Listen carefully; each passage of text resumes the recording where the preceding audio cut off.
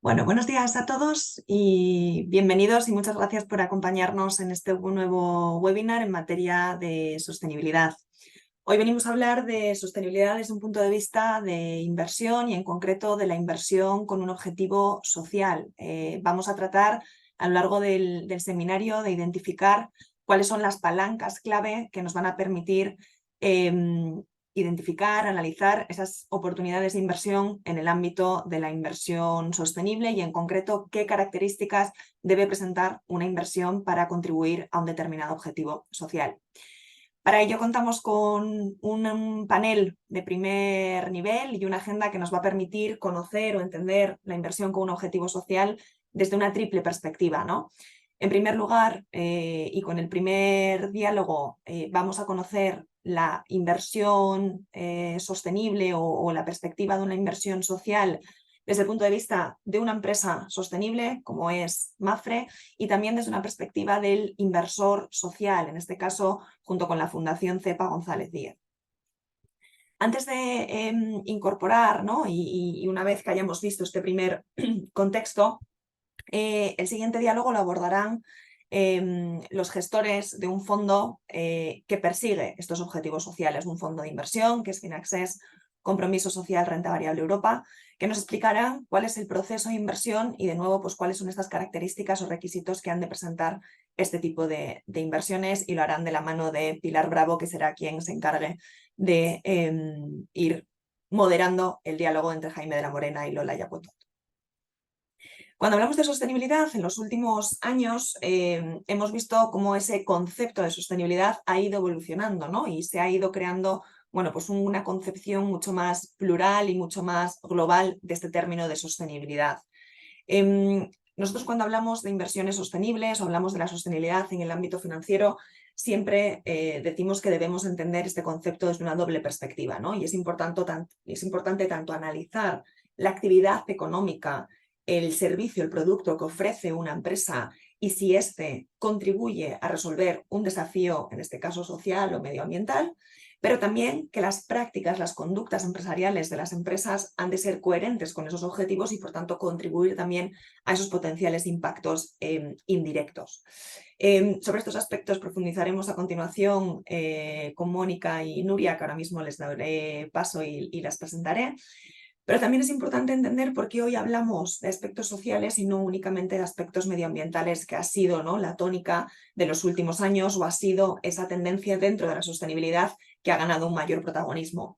Creemos que los últimos acontecimientos también de corte geopolítico, las diferentes guerras, pandemias, han ido poniendo el acento en la S dentro de la parte social, han hecho necesario que dediquemos más recursos a encontrar esas oportunidades que también están respaldadas con esas tendencias, ¿no?, megatendencias que vemos a nivel de envejecimiento de la población, nuevos hábitos de consumo que nos obligan a desarrollar nuevos modelos de negocio y soluciones que nos permitan atender esas necesidades.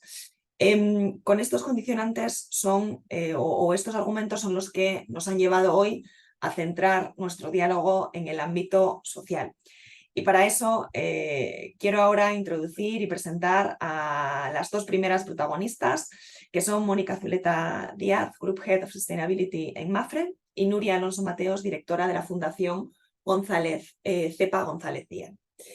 Mónica, Nuria, bienvenidas y muchas gracias por participar en este nuevo webinar. Hola Claudia, muchas gracias, buenos días. Buenos días, muchas gracias. Gracias, Mónica. Nuria, si os parece, vamos a empezar primero con esa primera perspectiva, ¿no?, de las empresas, en este caso contigo, Mónica, de la propia naturaleza, ¿no?, de la empresa con su negocio, con su actividad, cómo contribuye a esos objetivos de sostenibilidad. Sabemos, ¿no?, y ahora, Mónica, tú nos lo contarás, que la sostenibilidad constituye un pilar esencial en Mapfre, no solo a través de la implementación de esas prácticas de conductas empresariales, sino porque también vuestras soluciones dentro del sector asegurador apoyan, ¿no?, nuevas soluciones o la innovación en el ámbito de la sostenibilidad a través de ofrecer esos microseguros, ofrecer también, ¿no?, esa suscripción sostenible. Mónica, cuéntanos un poco, ¿no?, cómo integráis en vuestro modelo de negocio la sostenibilidad y cómo generáis esas nuevas líneas de negocio, soluciones que contribuyan a esos objetivos que persigue Mapfre como entidad.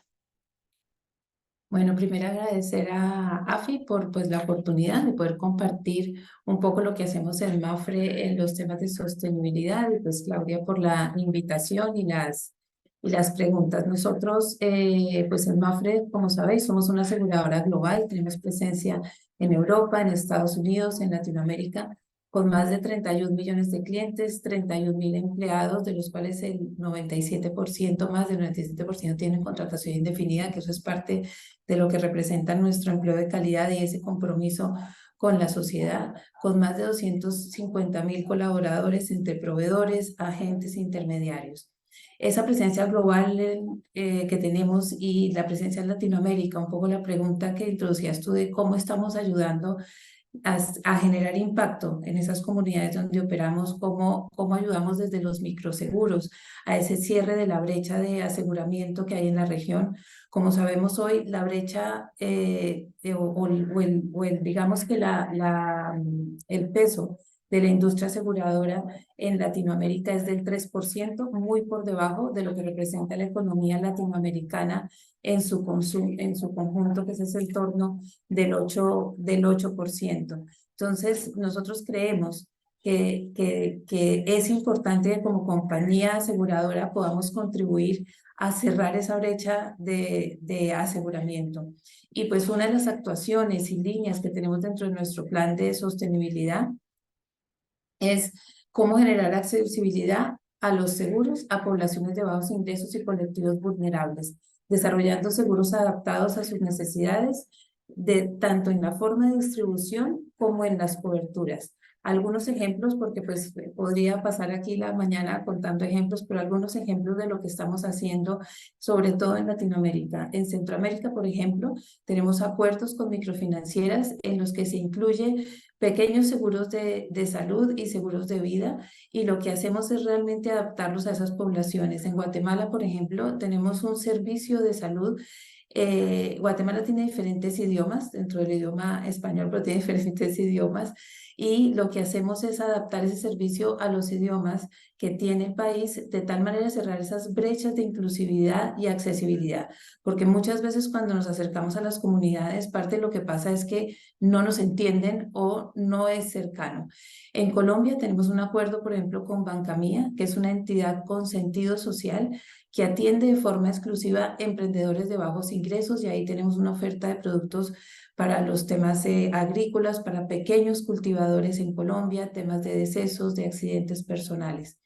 Y un tema que es nuevo y que casi vas a conocer vosotros como primicia, es en Brasil, además de los seguros tradicionales, estamos desarrollando un piloto en las favelas, en colaboración con una organización social que trabaja con las favelas desde hace ya muchos años, que es Generando Falcoes, y ahí básicamente lo que hemos hecho es hacer un proceso de co-creación con las personas de las favelas para identificar realmente cuáles son sus necesidades, qué es lo que necesitan en términos de productos que puedan apoyar a los emprendedores. En estas comunidades hay muchísimos emprendedores, micro negocios, si se pudiera decir así, que tienen que ver con temas pues de costura, de peluquería, etcétera. Y un poco lo que hemos hecho es co-crear productos con ellos que realmente les puedan cubrir su emprendimiento, tanto a nivel de los utensilios, de asegurar los objetos, la licuadora, la máquina de coser, no sé en español si es igual que en Colombia, ¿no? Se dice máquina de coser, pero bueno, la máquina de coser y pues obviamente productos que vayan dirigidos a proteger su salud, porque en el momento en que un emprendedor se enferme, pues es que él es solo, o una emprendedora se enferme, él es solo, y por eso estamos diseñando unos productos. Entonces este es un proyecto realmente que tiene muchísimo sentido social.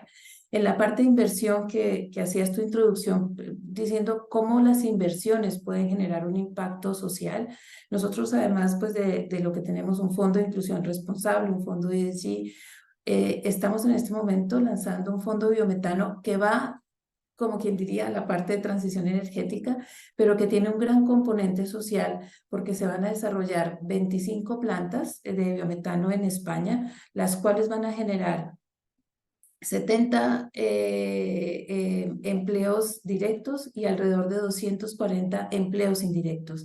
Y desde nuestro punto de vista, eso es parte de hacer una inversión sostenible, de tener además los dos puntos en cuenta, no solamente si estamos apoyando una transición energética que es importante, y esa transición energética obviamente tiene que ver con temas sociales, pero también cómo creamos, cómo generamos empleo.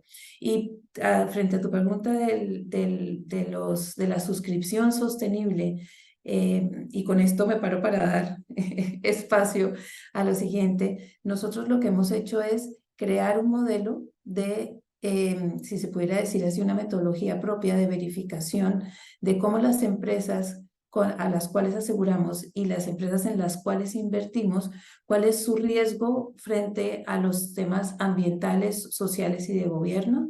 Y no solamente valorarlos, porque hoy, pues, como conocéis, hay muchos índices y analistas que lo que hacen es valorar a las compañías y poner una nota de cuál es el desempeño en sostenibilidad.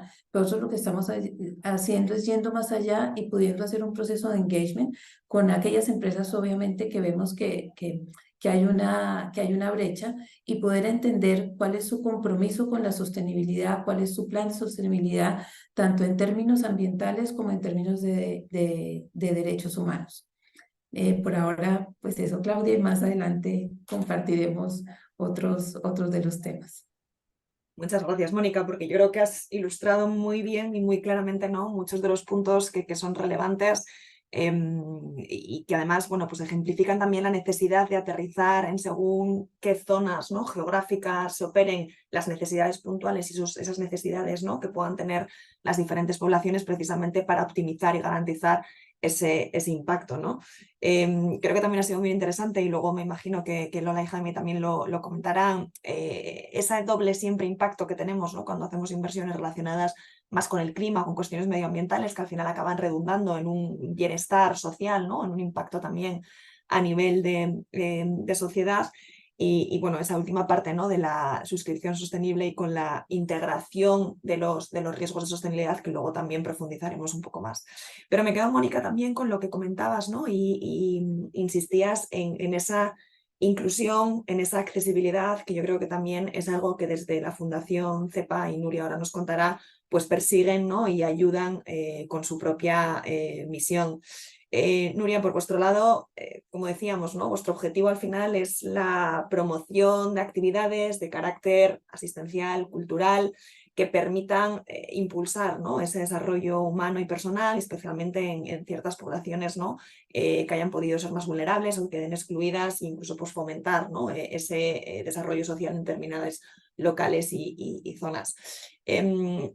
Nuria, te voy a pedir casi, ¿no?, dos preguntas, ¿no? Primero, que nos cuentes un poquito más esa actividad que vosotros desde la Fundación hacéis, y también ya desde vuestro papel inversor, ¿no?, y como ejemplo de muchas fundaciones que son también inversoras, pero que no es evidentemente su actividad principal, pero sí necesitan gestionar un patrimonio financiero que les permita optimizar el desarrollo de su propia misión. ¿Cómo integráis, ¿no?, la sostenibilidad en la selección de vuestras inversiones y en la evaluación de las mismas a la hora de gestionar vuestro patrimonio financiero? Sí, Claudia. Pues muchas gracias y buenos días a todos. Agradeceros, por supuesto, que me hayáis permitido participar en este webinar, que creo que es pues muy importante, ¿no?, para conocer el impacto que puede llegar a tener las inversiones en todo lo que es un compromiso social o en la sostenibilidad.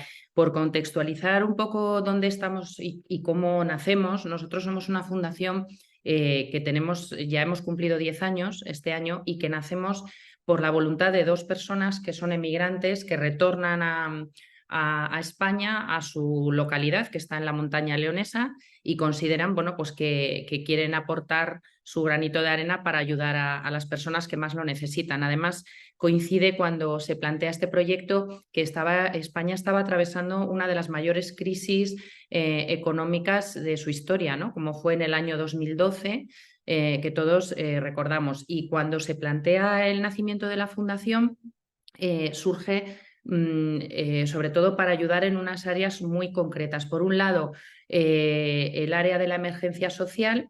En aquel momento había muchas familias pasándolo realmente muy mal, con muchos problemas para cubrir sus necesidades básicas.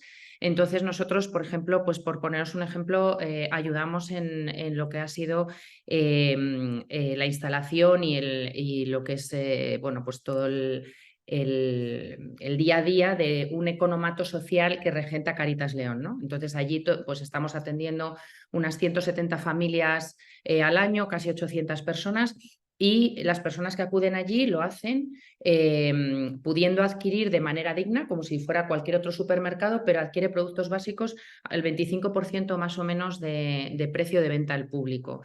Y luego pues ayudamos también a entidades pues como Cruz Roja o la Asociación Leonesa de la Caridad. Nosotros sobre todo trabajamos, nuestro 98-99% es en la provincia de León, ¿no? Porque consideramos que es en nuestro entorno más próximo donde podemos ayudar y no nos hace falta, la verdad, irnos muy lejos, porque tenemos personas muy cercanas que lo necesitan mucho.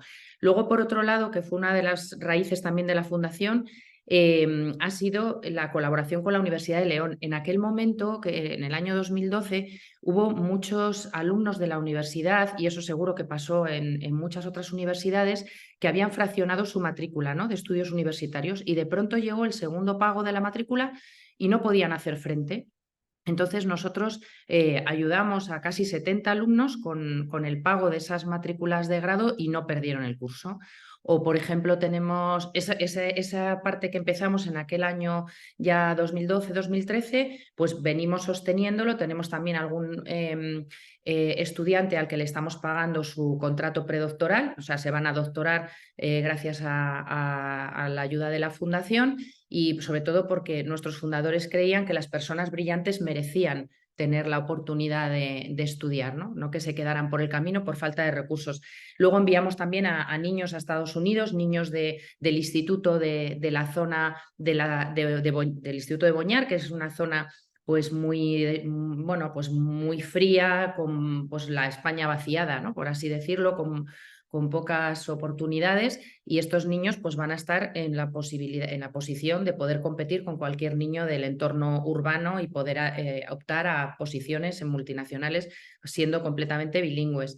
Y luego, bueno, pues también tenemos un proyecto que es nuestro, que tenemos aquí en la sede de la Fundación, al que además os invito a visitar, que es el Museo de la Emigración Leonesa, que muestra todo lo que son los valores del emigrante leonés, cómo les ha ayudado a tener luego éxito en los negocios que emprendieron en sus destinos. Y luego otra de las patas, que sería un poco la tercera en la que nosotros desarrollamos nuestra actuación, es en el apoyo a entidades del tercer sector. También en aquella época, en el año 2012, muchas entidades sociales que atienden muchísimos usuarios en la provincia de León tenían obras y equipamientos pendientes de terminar. Pues adaptaciones de baños, necesitaban autobuses para trasladar a sus usuarios, autobuses adaptados. Nosotros entramos en muchas ocasiones a apoyar ese tipo de obras y de compra de equipamiento.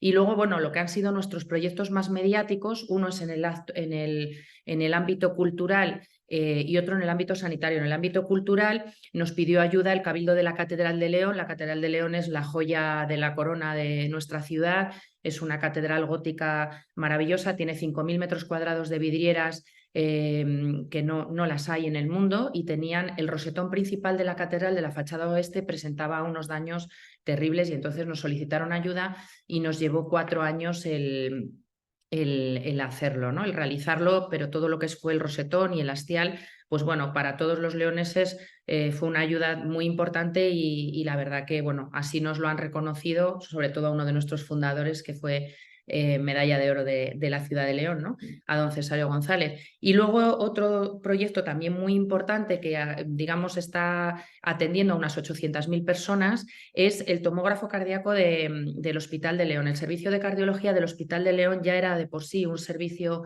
de cardiología en la sanidad pública muy importante, con unos profesionales muy relevantes, pero se estaban quedando un poco bueno, pues, retrasados tecnológicamente porque querían tener un tomógrafo cardíaco computerizado que con un solo latido del corazón te permitiera tener una imagen tridimensional perfecta, ¿no? Y eso pues ahorra muchísimos tiempos de espera, también agilizaba mucho, son 14 centímetros cuadrados de imagen y prácticamente pues somos los únicos en el sur de Europa que tenemos este aparato. Y bueno, pues surgió además esta posibilidad en plena pandemia y nos pareció muy adecuado. En relación a lo que son las inversiones para nosotros y de qué manera tenemos que ver cómo las elegimos, pues claro, nuestro plan de actuación, nosotros tenemos una cantidad de solicitudes solo de la provincia de León brutales, o sea, no podemos atenderlas. El que nosotros podamos llevar nuestro plan de actuación más o menos lejos depende de la rentabilidad de lo que son nuestras inversiones. Entonces, ahí es donde nosotros, como no recibimos subvenciones, todo lo que podemos desarrollar deriva del uso y de la gestión que nosotros hagamos de nuestro propio patrimonio mobiliario, ¿no? Entonces, nosotros tenemos 4 pilares que tenemos que tener en cuenta a la hora de decidir las inversiones. Por un lado, nosotros somos una entidad tutelada por el Protectorado de Fundaciones. Todas las fundaciones estamos vigiladas o tuteladas por el Protectorado de Fundaciones, en nuestro caso de Castilla y León, que vigila que hagamos un buen uso y estemos cumpliendo los fines fundacionales. Luego, por otro lado, tenemos que sujetarnos al acuerdo de la Comisión Nacional del Mercado de Valores del 20 de febrero de 2019, que nos establece la obligatoriedad de tener nuestro propio código de conducta que nosotros hemos aprobado, de tener en función de nuestro volumen de inversiones un comité de inversiones reuniéndose con carácter previo a nuestras reuniones, que también lo tenemos.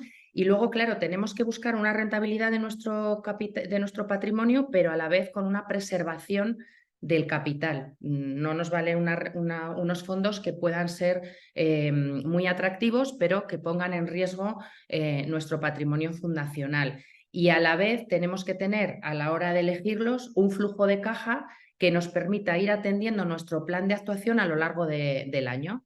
Entonces, de acuerdo con una serie de principios que nosotros tenemos en el Código de Conducta, como son la seguridad de que va a estar este patrimonio bien gestionado y se va a permanecer en el tiempo, la liquidez que nos tienen que dar las inversiones, la propia rentabilidad, la coherencia con nuestros propios, digamos, principios, ¿no? Y con nuestros propios valores, y una diversificación que nos permita pues asumir el menor riesgo posible, pues es como lo elegimos. Evidentemente, nosotros ya de por sí hacemos una labor social en el 100% de nuestra actividad, pero por otro lado, en el momento en el que nosotros elegimos fondos que tenemos con un componente social, el efecto es multiplicador. Entonces, para nosotros es fundamental. Cuanto más rentabilidad tengamos, perfecto, pero siempre dentro de nuestros valores y siempre intentando conseguir un efecto multiplicador. Gracias, Nuria. Muy interesante, ¿no? El enfoque y ese último parte que comentabas de cómo las inversiones, ese brazo, sirven, ¿no? como elemento multiplicador y bueno, pues permiten seguir extendiendo, ¿no? esa vuestra misión. Luego profundizaremos un poco más con la parte de bueno, pues cómo lo analizáis, ¿no? Y qué características solicitáis las inversiones. Pero antes, y ya para ir cerrando este primer bloque, Mónica, me gustaría ver contigo esa otra parte que comentábamos, ¿no? Y que al final, pues una empresa, más allá de que ofrezca soluciones sostenibles, la propia empresa en sí, ¿no? A nivel interno, a nivel de conductas, de prácticas empresariales, tiene que también cumplir, ¿no? con esos estándares, incluso también como herramienta de potenciales o gestión de potenciales riesgos a los que se pueda haber enfrentado pues, una compañía como vosotros dentro del sector asegurador. Mónica, ¿cómo implementáis, ¿no?, estas conductas empresariales en Mapfre? ¿Cuáles son las más relevantes desde el punto de vista social y cómo garantizáis, ¿no?, esa coherencia a lo largo de, bueno, pues de toda vuestra actividad?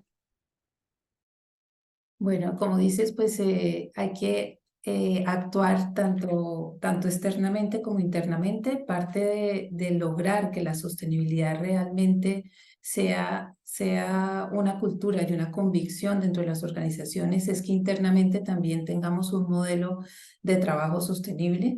Y ahí, pues en esa parte hacemos muchos esfuerzos en Mapfre en términos de formación. Uno de los principales temas que nos ayuda y apalanca todo este tema en la sostenibilidad es que en Mapfre hacemos la sostenibilidad realmente por convicción, como una generación de valor en el modelo de negocio, y la primera línea de la organización, la dirección de la organización, así lo tiene concebido. O sea, para ellos es, si habéis visto a nuestro presidente Antonio Huertas en las redes, el tema de la sostenibilidad es uno de los pilares que tenemos dentro de la estrategia de la compañía. No es separado, es transversal. Es un esfuerzo que hacemos obviamente a través de formación de la gente, de comunicar realmente cuáles son las prioridades. Y en lo que preguntabas en términos de qué estamos haciendo para fomentar toda esa parte social del empleo de calidad, de generar una mejor inclusión, la diversidad, los temas, pues obviamente ese compromiso con nuestros proveedores y la cadena de valor. En Mapfre, pues nosotros somos una empresa que valoramos la diversidad y trabajamos realmente por la inclusión, por la equidad, por el respeto de las diferentes personas que trabajan en la compañía y de nuestros diferentes grupos de interés. Ahí nosotros tenemos una iniciativa que su eslogan es diversos somos únicos. A mí especialmente me gusta mucho, que inspira, o sea, es un eslogan que realmente inspira a generar entornos laborales inclusivos en los que promovemos la igualdad de oportunidades y el desarrollo del talento. Trabajamos, digamos, en varios de los aspectos de la diversidad, pero trabajamos en género, en edad, en discapacidad, en orientación sexual, en todos los temas culturales y raciales. Mapfre es una compañía, como os decía, que está en más de 40 países y eso implica que obviamente pues tenemos ya en sí mismo una gran diversidad, tanto en términos pues de género, culturales, raciales y generacionales. Pues yo soy un ejemplo de ellos, soy una colombiana en España. Empezando un poco a contaros por los temas de género, en Mapfre actualmente somos 55 mujeres en la plantilla, contamos con un 47% de mujeres en el Consejo de Administración y el 42% de las mujeres están en puestos de dirección y responsabilidad.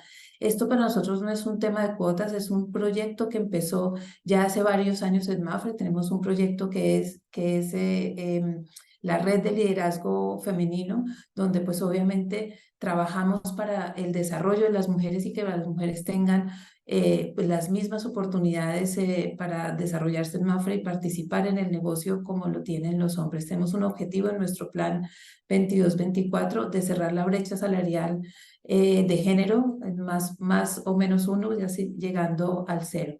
En los temas de inclusión tenemos el objetivo de tener un 3,5% de personas con discapacidad en nuestra plantilla y tenemos una iniciativa que lo que busca es generar una cultura sensible a la discapacidad, porque como sabéis, pues digamos que parte del éxito de que las personas con discapacidad se sientan que aportan a una organización es que el resto de las personas en la organización las acojan y realmente tengan un compromiso con el desarrollo de las personas. Igualmente, ahí yendo más hacia negocio, tenemos un compromiso con los proveedores también en tema de discapacidad, y es que frente a una misma propuesta, pues promovemos que sean empresas que contratan personas con discapacidad o contratar fundaciones, organizaciones que trabajan con personas con discapacidad. En términos de negocio tenemos un fondo que se llama Inclusión Responsable, que invierte solamente en compañías que fomentan la inclusión de personas con discapacidad.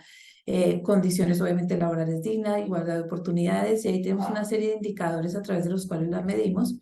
Anualmente entregamos un premio, precisamente mañana estaremos en ese evento que se llama el Observatorio de Finanzas Sostenibles y entregaremos el premio a la mejor empresa en inclusión responsable que está dentro del fondo. En términos de diversidad, Mapfre conviven hoy 5 generaciones diferentes y eso pues obviamente implica que tenemos que tener programas o proyectos que pues estén para todas las generaciones. Ahí tenemos un proyecto que hemos denominado Aging, con diversas iniciativas para el fomento del talento senior, la flexibilidad, la transición a la jubilación, el poder hacer ese mentoring además de esas personas que ya tienen un gran conocimiento en Mapfre y poderlo trasladar a las personas jóvenes. Desde la perspectiva de negocio tenemos un programa que se llama Te Cuidamos Senior para los clientes y no clientes mayores de 65 años, ofreciendo productos que hemos desarrollado para mantener la calidad de vida de las personas mayores, pero muy dirigidos realmente a ese segmento. En educación y empleo, muy rápido algunos temas. Tenemos una iniciativa que se llama Plan Universidades, con convenio con más de 300 universidades, centros y escuelas de negocios, a través de los cuales buscamos fomentar la empleabilidad del talento joven. Entonces ahí pues vamos a las universidades a contar qué hace Mapfre, cómo es el negocio de seguros, pero adicionalmente tenemos un plan becarios con 800 estudiantes ya en práctica este año. La idea es llegar este año a 1000 estudiantes en el mundo que estén haciendo práctica y que luego podamos generarle empleo, no solamente en Mapfre, sino una capacidad de empleabilidad externa. En nuestro objetivo del plan de aumentar la educación financiera y aseguradora, hemos lanzado un plan una iniciativa que se llama Mapfre Explica, pero recientemente, ese es un poco lo que quería comentar hoy, hemos firmado un acuerdo con la Asociación de Mujeres Rurales en España, para brindarles asesoramiento financiero y fiscal a más de 180.000 asociadas. Entonces es cómo llegamos de una manera diferente, cómo llegamos y hacemos una huella de más social en la España rural recientemente, y lo podéis consultar en nuestra web. Hemos hecho un estudio de nuestra huella social en la España rural, de cómo pues obviamente estamos ampliando tanto las posibilidades de empleo como las posibilidades de formación y educación. Entonces es un poco como para contarte algunos de los ejemplos. Muchas gracias, Mónica. Ejemplos muy, de nuevo, ¿no? Muy ilustrativos.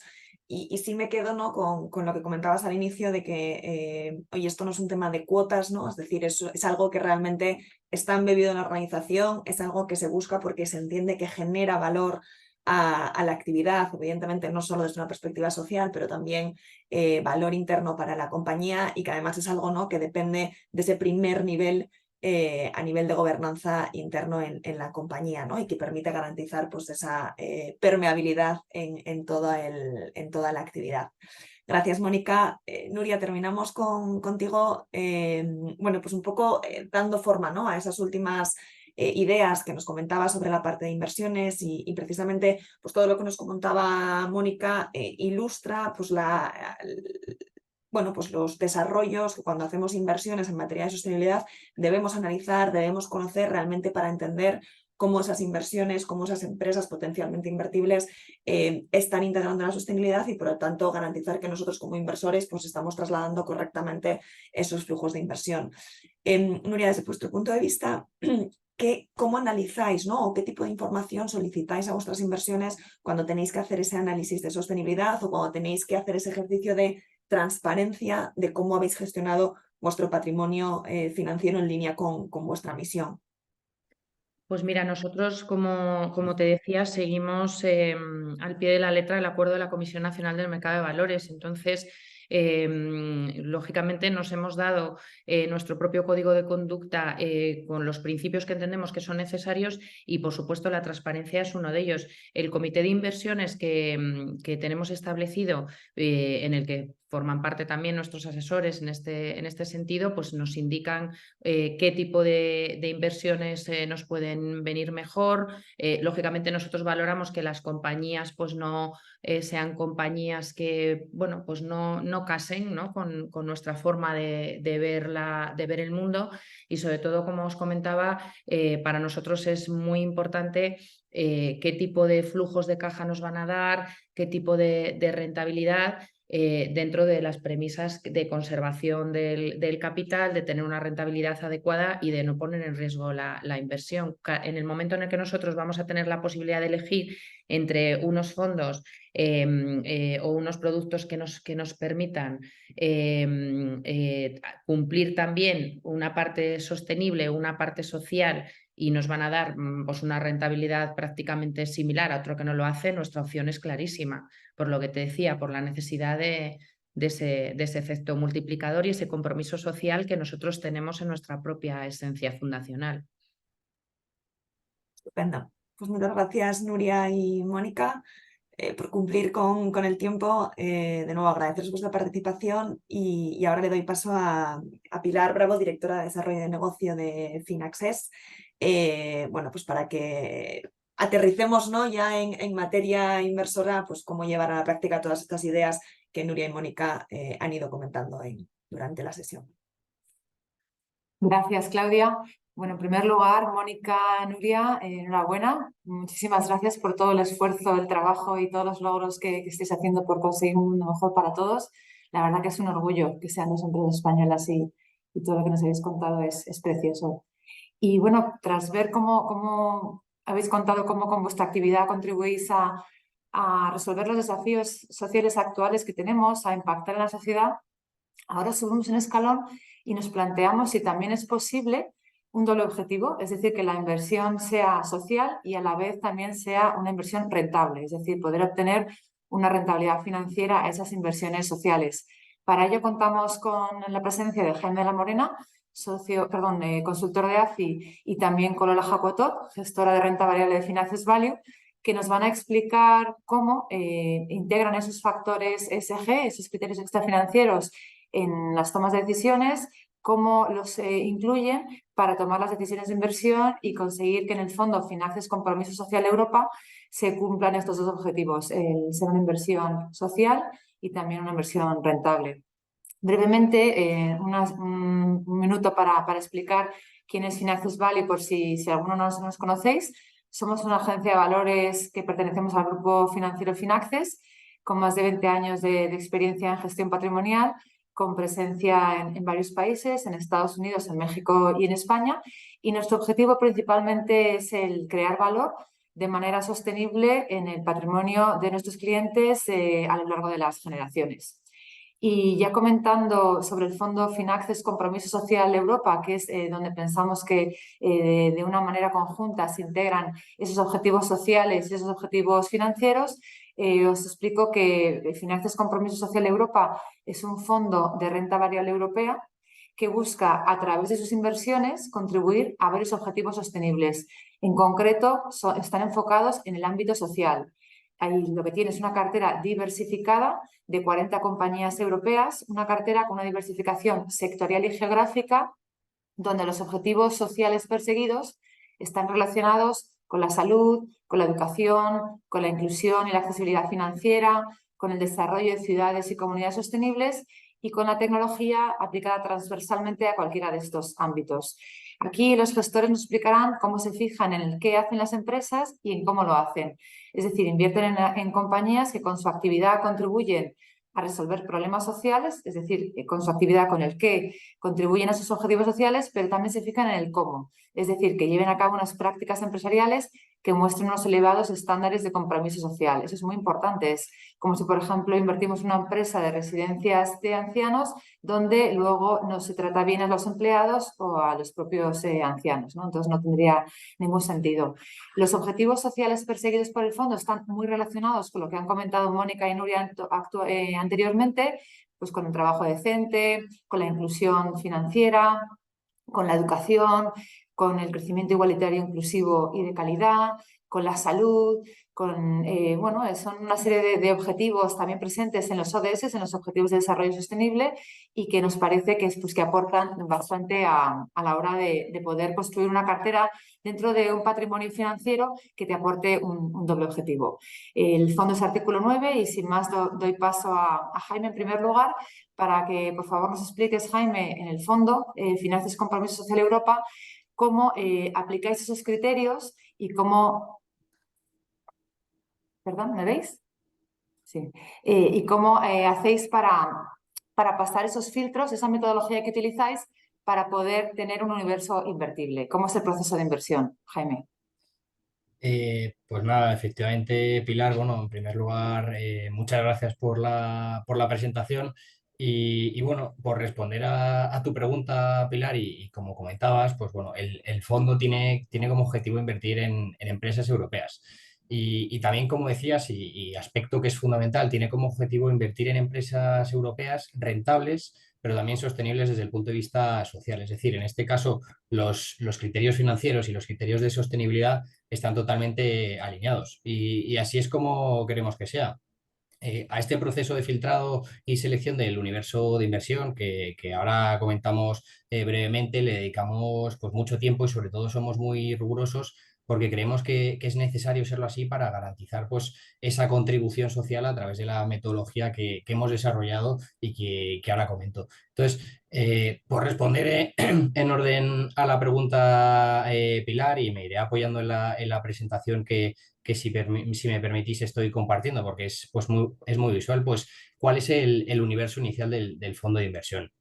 Pues bueno, como decía, nuestro universo inicial son las empresas europeas. Entonces, en nuestro caso, en el primer momento partimos del índice europeo de las 600 compañías más grandes por capitalización bursátil y del mercado continuo español. Pero importante destacar que no solo nos quedamos con este índice, sino que a este primer universo pues lo vamos nutriendo con nuevas compañías, nuevas empresas, pues tras un proceso de research, de búsqueda interna sobre un sector específico que tiene una clara contribución social, con reuniones con grupos de expertos. Entonces, pues bueno, lo vamos nutriendo. Entonces, ahora, por daros un número, tenemos identificadas como un primer universo 769 compañías, que no todas estas son invertibles para nuestro fondo, artículo 9 como comentaba Pilar, sino que le aplicamos una serie de filtros sociales y, por supuesto, también financieros. Entonces, como decía, somos un fondo, el fondo es un fondo artículo 9, entonces la norma nos pide que el 100% de las inversiones que realicemos sean sostenibles y en nuestro caso sean sostenibles desde el punto de vista social. Entonces, ¿cómo hacemos esto? Es decir, ¿cómo seleccionamos las compañías que cumplen con estos requisitos para poder clasificarse como inversión sostenible bajo el paraguas de la inversión social?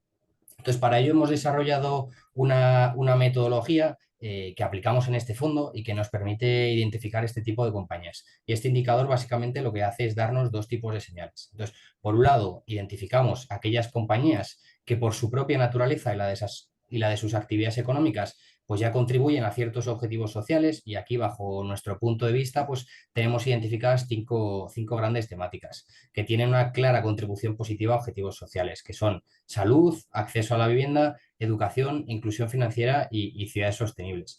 Y aquí las compañías que identificamos les exigimos un grado de pureza elevado y que tengan una contribución significativa a una o a varias de estas temáticas. Y por otro lado, en el segundo indicador, pues identificamos cómo actúa la compañía en torno a diferentes retos sociales y concretamente los relacionados con sus empleados, con la comunidad y con el conjunto de la sociedad en general a través de los productos y servicios que desarrolla. Y para ello hemos desarrollado un indicador que está compuesto de 18 variables, está compuesto por 18 variables como los que podéis ver en pantalla y que lo que hace es darnos una idea de cómo la compañía pues, gestiona estos retos sociales. Y este indicador pues, básicamente nos proporciona una especie de rating, lo podemos llamar un rating social, al que también le exigimos una nota mínima pues, para poder invertir en la compañía. Y como os decía, con este doble indicador lo que establecemos es un grado de pureza elevado y un criterio cuantitativo que nos permite concluir que las empresas en las que invertimos pues tienen una clara contribución social positiva. Entonces, tras estos dos filtros, del universo inicial nos quedamos con unas 326 compañías. Y además vamos un paso un poco más adelante, que lo que hace es limitarnos más el universo de inversión, pero concluir que estamos ante un universo muy puro de contribución social. Y es que aplicamos el criterio, el famoso principio del DNSH, es decir, de nada nos sirve seleccionar una compañía que sea muy buena desde el punto de vista de contribución social por su actividad y por sus prácticas empresariales, pero que tenga muy descuidados los criterios ambientales o de gobernanza. Entonces, en estos casos, pues también aplicamos un criterio. Y digamos que todos estos filtros pues lo cumplen actualmente unas 240 compañías, es decir, poco más del 30% de ese universo inicial, pues cumplen con nuestros requisitos para poder invertir. Y ya por cerrar esta primera parte, Pilar, concluir que además de todo esto, pues llevamos un análisis cualitativo muy profundo para validar esta metodología de contribución social, más allá de todo el análisis fundamental que realizan también desde el equipo de Finaccess y que, como decía, pues es un proceso muy riguroso. A este primer filtro le dedicamos mucho tiempo, pero nos parece que es necesario pues para garantizarnos esa contribución social positiva. Gracias, Jaime. Buenos días, Lola. Pues nos ha definido ya Jaime cómo es ese proceso de inversión, incluyendo los criterios ESG, para definir ese universo invertible. Una vez que tenemos esas empresas aptas, ¿en qué os fijáis a la hora de seleccionar las compañías? Sí, hola, buenos días a todos. Bueno, pues un poco como hemos comentado al inicio, lo ha comentado Claudia, lo ha comentado también Pilar y Nuria, la inversión sostenible se basa prácticamente en dos pilares, ¿no? Uno, pues obviamente que tenga un impacto, en este caso un impacto social, pero esto no es filantropía, ¿no? Entonces aquí hay que generar pues un retorno, ¿no? Una rentabilidad. Entonces para ello nosotros la verdad es que desde Finaccess con mi equipo, con Alfonso y con David, llevamos gestionando 20 años juntos y aquí lo que tratamos es gestionar siempre de la mejor manera posible mediante análisis fundamental, que al fin y al cabo no es otra cosa que conocer una empresa. No, entonces, nuestro primer principio es invertir en negocios previsibles y comprensibles, es decir, no invertir en nada que no conozcamos, sobre todo para poder explicar a un cliente cuándo gana, pero sobre todo también cuándo pierde, ¿no? La transparencia nos parece fundamental. Luego buscamos negocios que tengan ciertas ventajas competitivas, que tengan altas barreras de entrada, ya sea vía patentes, poder de marca, poder de fijación de precios, que puedan controlar bien los costes. Es decir, compañías un poco que trabajen de manera diferenciándose en ciertos sectores o donde a lo mejor el tema disruptivo, las disrupciones, pues puedan afectar menos al negocio, ¿no? Y todo esto acompañado con unos parámetros de análisis fundamental que conocemos todos, muy sencillitos, como pueden ser vía ingresos, crecimiento de ingresos. Una compañía que no crece es una compañía que a largo plazo no va a ir bien. Con una estabilidad de márgenes importante, le pedimos también cierta mejora en márgenes, pero también que tengan márgenes estables, es decir, que sean capaces de controlar sus costes. Con un balance sólido, esto es muy importante, porque ya no solo desde el punto de vista de tener un bajo endeudamiento, a lo mejor pueden tener un endeudamiento un poco más elevado, pero que generen la suficiente caja como para poder financiar ese endeudamiento o que les permita salir al mercado a conseguir esa financiación a tipos razonables, sobre todo en un entorno como el que nos estamos moviendo actualmente de tipos muy altos, ¿no? Y luego también fundamental, por ejemplo, es un fondo que también invierte en empresas con una rentabilidad por dividendo elevada, porque tenemos una clase que reparte un dividendo en el caso de que el partícipe quiera recibir una renta periódica. Entonces, esta renta periódica también se recibe a través de los dividendos, pero estos dividendos que reparten las empresas tienen que ser sostenibles, que eso se basa sobre todo en la estabilidad de márgenes y en el bajo endeudamiento, y también que no, bueno, pues el payout, que es el porcentaje que las empresas dedican a pagar beneficios, pues que no sea excesivamente elevado para tener recorrido, ¿no? En el caso de que no encontremos una compañía con una rentabilidad por dividendo atractiva, nos centramos mucho en el ROCE, ¿no? Que no deja de ser otra cosa pues que los retornos sobre el capital invertido. Entonces, es verdad que si una compañía genera un flujo de caja importante, aunque no lo reparta el accionista, si lo reinvierte en su propia compañía con roces elevados, pues es otra manera también, ¿no?, de beneficiar al accionista. Y todo esto también, bueno, pues con un equipo directivo nos gustan mucho las empresas familiares, es decir, o por lo menos que el equipo directivo esté muy comprometido con la empresa, con la trayectoria, que haya o sea, haya demostrado en varios ciclos económicos la posibilidad de gestionar la compañía y que haya salido airosa y con unos intereses bastante alineados con los accionistas, ¿no?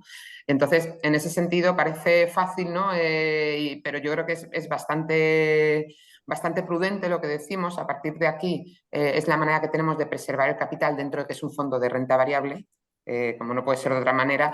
Entonces, bueno, pues aquí invirtiendo en estos negocios pensamos que le quitamos mucha ciclicidad, mucha volatilidad al producto y sobre todo lo que hemos comentado al principio, explicamos perfectamente en qué tipo de negocios invertimos. Y ahí llegamos, por, lo que comentaba Jaime, ¿no? Pues una construcción, una cartera de unos 35, 40 compañías. Muchas gracias, Lola. Jaime, volviendo sobre el tema del análisis social, ¿cómo has explicado los criterios que aplicáis, ese doble factor, cómo el análisis es cuantitativo y cualitativo? ¿Nos puedes dar algún ejemplo de compañías en cartera donde se vea cómo esas compañías contribuyen a los objetivos sociales perseguidos por el fondo, por favor? Claro, Pilar, y muy buena pregunta porque yo creo que aquí se va a ver de manera muy práctica pues todo este proceso que además en el primer panel del webinar se comentaba mucho al respecto. Por dar un ejemplo dentro de esa temática que hablábamos antes del sector salud, por ejemplo, estamos invertidos en la compañía Lundbeck. Esto es una compañía danesa que está exclusivamente dedicada a la investigación y al desarrollo de fármacos relacionados con enfermedades mentales y cerebrales, como pueden ser migrañas, Alzheimer o diferentes esquizofrenias. Entonces, aquí el beneficio social es muy claro, trabajar en pro de la salud mental, aspecto pues totalmente fundamental para el desarrollo de las comunidades y de las sociedades del siglo XXI. Además, es una compañía pues muy interesante desde el punto de vista social porque no solo se dedica a hacer fármacos, como decía, para paliar distintas enfermedades, sino que trata de combatir las enfermedades desde el primer momento, es decir, trata de encontrar cuál es el origen de estas enfermedades. Y es algo a lo que dedica buena parte de sus recursos, es decir, no solo lucha por paliar las enfermedades mentales, sino también trata de prevenirlas. Entonces, si os parece, analizamos a ver cómo esta compañía pues, cumple con esos filtros que veíamos antes. Claramente es una compañía europea, por lo que puede formar parte del universo inicial del fondo. Además, es una compañía también muy interesante porque no está dentro de ese índice de grandes compañías europeas, sino que surge y entra en el fondo a raíz de esa búsqueda constante que hacemos de compañías con una clara contribución social y que además luego son muy positivas desde el punto de vista financiero. Entonces, por esta parte, cumpliría. Desde el punto de vista de la actividad de la compañía, pues claramente contribuye de manera positiva a esa temática de la salud que, si os acordáis, era una de esas 5 temáticas que teníamos identificadas. Y es que aquí todo su negocio gira en torno a luchar por poner fin a esas enfermedades mentales, por lo menos por tratar de paliarlas. Y desde el punto de vista de prácticas empresariales, ¿cómo está esta compañía? Pues en base a nuestro indicador, ahí lo podéis ver en pantalla, vemos que es una compañía que también contribuye de manera pues, muy significativa. Significativa en este caso. Es una compañía algo más pequeña, de hecho, como decía, no está dentro de ese índice de grandes compañías, por lo que aún tiene margen de mejora, pero cumple pues, ampliamente con la parte de contribución social y también por la parte de salvaguardas ambientales y de gobernanza. Entonces, viendo que cumple con los filtros para ser invertible, ¿cuál sería la tesis de inversión? Es decir, ¿por qué querríamos invertir en una compañía como esta? Y al final, esta tesis de inversión es la que luego también valida, esta tesis de inversión de clara contribución social, pues es la que también valida nuestra tesis de inversión financiera, por así decirlo. Todo el mundo sabe de las consecuencias de las enfermedades mentales y de la importancia de la salud mental. Y como decía, esta clara contribución social además es la que nos hace concluir pues, que estamos ante una compañía con gran potencial y que valida nuestra tesis por su importancia en la actualidad. Por un lado, y por dar un par de ejemplos de más concretamente a lo que se dedica la compañía, pues es una compañía que es líder en la lucha contra la esquizofrenia y a este sentido tiene un medicamento que se llama Rexulti. Luego, recientemente y a lo que últimamente pues también está dedicando más recursos es investigar contra la migraña.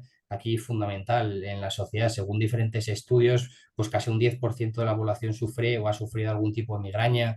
Además, casi el 80% de este porcentaje de personas pues son mujeres y jóvenes comprendidos entre edades de 20 y 40 años, y algo preocupante es que el ritmo de casos con migraña pues aumenta en cada año a unos ritmos considerables, y sobre todo debido a la automedicación. Todo el mundo sabe de las consecuencias de la migraña. Al final dejas de poder tener una vida normal, por así decirlo, por las dolencias que sufre, por lo cual tiene un impacto muy positivo. Entonces es un medicamento que se llama Vyepti, ya está registrado en más de 50 países, está teniendo muy buena acogida, y además en diferentes estudios recientes y conferencias sobre salud mental pues se ha demostrado su eficacia. Además, es una compañía que está creciendo, sus previsiones positivas son a futuro, y últimamente ha ido mejorando sus márgenes. Además, cotiza pues en unos niveles de valoración muy atractivos, y a nosotros es una compañía que nos gusta mucho desde el punto de vista de contribución social, y además desde el punto de vista también financiero, un poco en base a esa doble análisis que hacemos, Pilar. Gracias, Jaime. Qué bueno poder destinar recursos, flujos financieros a empresas que contribuyen a mejorar nuestra salud, nuestra calidad de vida, como has comentado, también a poner fin al estigma social que hay en torno a las enfermedades mentales. Ahora ya, por último, Lola, esta pregunta es para ti. En relación a la cartera, ¿nos podrías comentar algún ejemplo de empresa que tengáis dentro del fondo y que os parezca atractiva desde el punto de vista financiero? Porque es verdad que no debemos olvidar que la vocación del fondo es obtener una rentabilidad, dar una rentabilidad atractiva para los inversores. Sí, bueno, vamos a, bueno, por supuesto, empezar a comentar que obviamente tenemos una en cartera, ¿no? También comentarse a Mónica, ¿no? Que muchas gracias por haber estado aquí con nosotros. Como no podía ser de otra manera, es una de las compañías que tenemos en cartera. Pero bueno, aquí vamos a hablar muy rápidamente de dos empresas. Una es Bayerdorf, que probablemente si alguien escucha este nombre pues no le suena de nada. Pero si pasamos a la siguiente diapositiva y vemos el tipo de las marcas que tienen en portfolio en la cartera, bueno, pues aquí estamos hablando ya de una empresa que claramente se dedica al cuidado y al bienestar de la sociedad, ¿no? Ya sea desde el punto de vista más obvio, como pueden ser cremas, tratamientos de dermatología, pues eso, también para temas médicos como son las tiritas, o un poquito más tirándonos a algo más de lujo, como puede ser esta cosmética un poquito de alto nivel. Y una parte también del negocio que tiene dedicado a todo el tema de adhesivos. Bueno, ¿quién no ha comprado a sus hijos Celo Tesa para llevar al colegio, ¿no? Para los colegios, ¿no? Y aparte se dedica a muchos más temas, como pueden ser todo el tema de aislantes, tanto en edificios como de puertas, de ventanas, ayuda a la eficiencia energética, mucho apoyo al vehículo eléctrico también, esa electrificación, y también en aspectos también médicos, mediante el uso de adhesivos en muchísimas aplicaciones médicas, ¿no? Entonces, muy brevemente, contar un poquito qué es la compañía. La compañía es una compañía alemana, dueña de estas marcas que hemos visto de primer nivel. Yo creo que aquí se cumplen los dos principios que hemos hablado cuando decíamos por qué elegimos el análisis fundamental para hablar. Uno es un negocio que entendemos claramente, y el segundo es buscar en la empresa una ventaja competitiva. Pues esto se busca a través de esta fortaleza o este poder de marca, ¿no? Entonces, la mayoría de sus productos son de primera necesidad, cuidado e higiene personal, con un gran reconocimiento de marca a nivel mundial, con lo cual le permite cobrar cierta prima en los productos y ejercer cierta fijación de precios. Y en un momento tan complicado como hemos pasado en el COVID, bueno, pues esta compañía ha seguido ganando cuota de mercado a través de la expansión hacia mercados emergentes, que son los que están más necesitados de estos productos, e incrementar su cuota de mercado. El Nivea es el 60% de las ventas, y para poner un ejemplo, para que nos hagamos idea, por ejemplo, en España la tasa de penetración de los productos Nivea es del 40%, frente, por ejemplo, al 20% de la marca Dove y solo por detrás de la marca Colgate, y muy por delante de marcas como Sanex o como Pantene, ¿no? Entonces, este tipo de productos sí vemos que tiene, bueno, pues una alta barrera de entrada, y eso lo demuestra, por ejemplo, la gráfica que hemos puesto, donde en la línea naranja está la cotización de la compañía, en la línea azul está los beneficios generados por la compañía, y nosotros aquí sí somos de la opinión que una empresa vale lo que gana. Entonces, si los beneficios de la empresa año tras año son alcistas, la cotización tarde o temprano te lo debería reflejar. Y aquí un poquito, hablando de 5 números, ¿no? Bueno, pues es una compañía que de media ha crecido en los últimos 5 años en ingresos cerca de un 7% anual, con un margen EBITDA cercano al 16% estable, con un crecimiento medio de beneficio en los últimos 5 años casi del 11%, con un ROCE del 23,6% y tiene una posición neta de caja de 5.000 millones, que equivale al 16% de la capitalización. Tiene una caja neta sobre EBITDA de 2,81 veces, una rentabilidad por dividendo, lo que decíamos, aquí algo más bajita, pero es cierto que con ese roce del 23%, pues la verdad es que no nos importa mucho porque está sacando una rentabilidad más que suficiente en la propia reinversión de su flujo de caja, y con un PER que está cotizando, incluso a pesar del buen comportamiento que ha tenido la acción, pues un PER que está cotizando a 27,9 veces frente a 30,8 veces de media, ¿no? Con lo cual seguimos viendo que la compañía en términos de valoración está atractiva.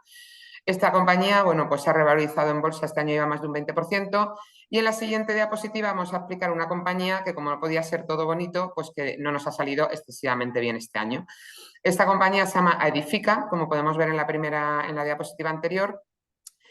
Probablemente tampoco suene. Esta es una compañía belga inmobiliaria que se dedica a alquilar sus inmuebles a temas muy concretos que vamos a explicar a continuación. Y todo tienen relación, todos tienen relación en cuanto a la esperanza de vida, ¿no? de la población. Aquí hemos puesto una gráfica muy visual. ¿Qué esperanza de vida tienen aquellos países donde esta compañía está presente? Que es en España, en Alemania, Francia, Bélgica, Países Bajos, Finlandia, Reino Unido, Suecia e Irlanda.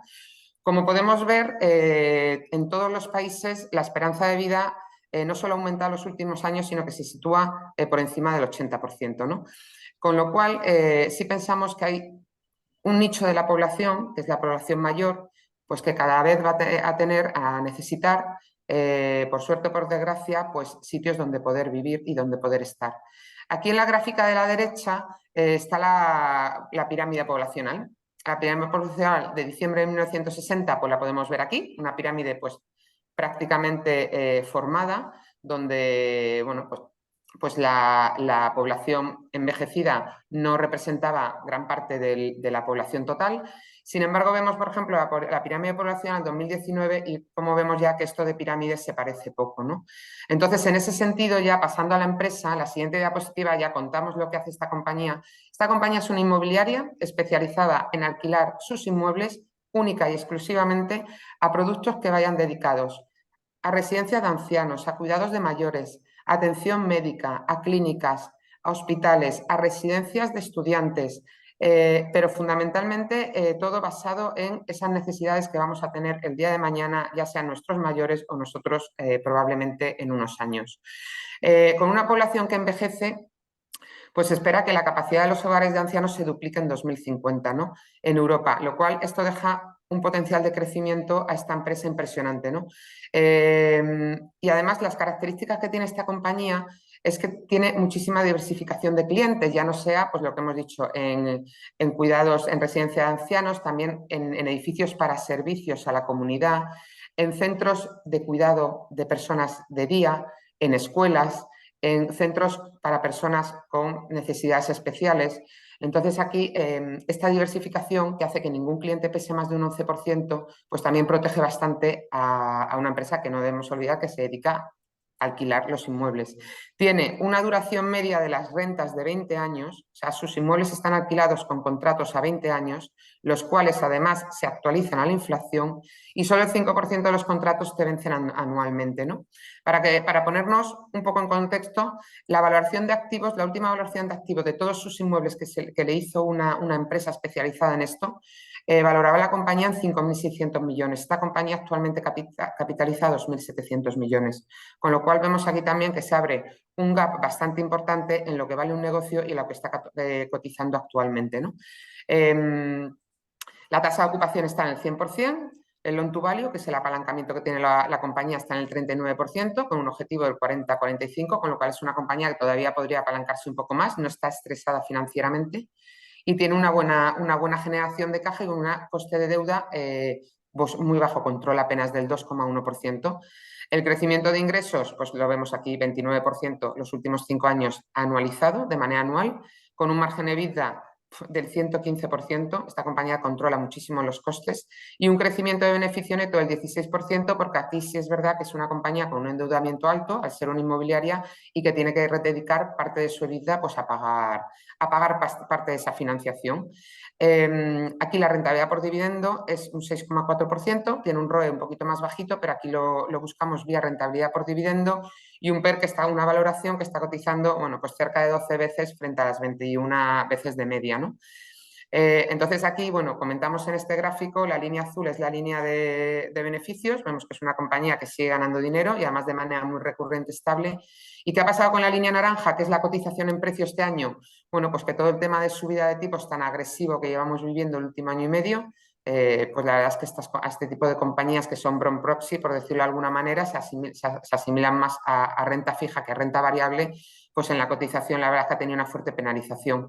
Pero por todo lo que hemos comentado anteriormente de toda esa tendencia poblacional que vemos de incremento de esperanza de vida y a lo que se dedica esta empresa, en un escenario como el que vemos actualmente, que pensamos que los tipos ya deberían parar de subir y deberíamos empezar a asistir a partir del año que viene a ciertas bajadas, pensamos que esta compañía tiene un potencial de crecimiento impresionante.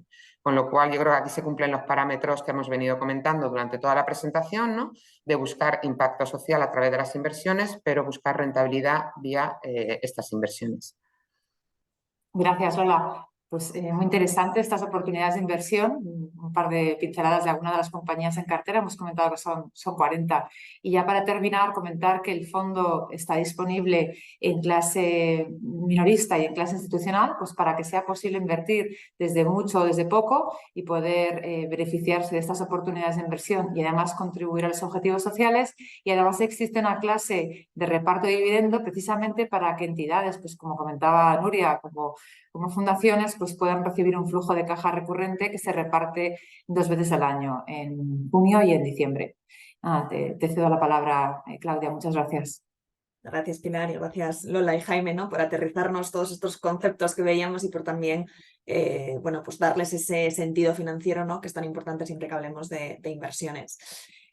Con esto concluimos el webinar. De nuevo agradecer a todos los ponentes, Mónica, Nuria, Lola, Jaime, Pilar, por tu moderación, por participar, también a todos los que nos habéis seguido durante la sesión. El webinar estará disponible, así como la documentación que hemos compartido.